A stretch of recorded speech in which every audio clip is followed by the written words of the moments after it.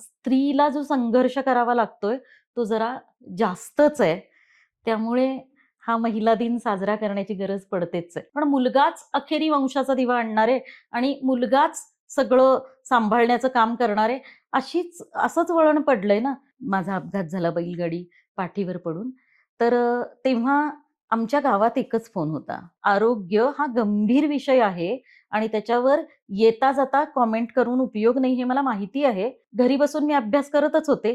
मला काही अडलं तर शिक्षक येऊन मला सांगायचे बाबांच्या बरं. शाळेतले किंवा तिथे कन्याशाळा त्याच संस्थेची होती. त्यातले शिक्षक येऊन मला समजावून सांगायचे. रोज शाळेत जाण्याचा मला ताप नव्हता. लहान मुलांना शाळा बुडवणं खूप आवडतं.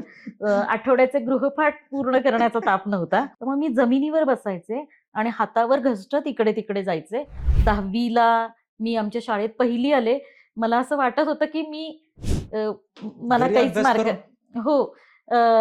त्यावेळी 84% मार्क क्या बात है! 1995ला पडले होते मला आणि मला वाटलं की मी सगळ्यात शेवटी असणार. मला उचलून न्यायचे शाळेत पेपरपुरतं आणि मला बेंचवर बसता यायचं नाही कारण मला तेवढा तोल सावरायचा नाही. तर खाली गादी घालून मला बसवलं जायचं. तुमची शाळा झाली, कॉलेज झालं, घरी बसून सगळ्या गोष्टी केल्या. ही लेखनाची आवड कधी सुरू झाली? फॉर्म भरताना मला म्हणाले की तुला काय झालंय? तर मी नीट सांगू शकले नव्हते. मी म्हणाले होते त्यांना की मला कमरेखाली कळत नाही काही, सेन्सेशन नाहीये.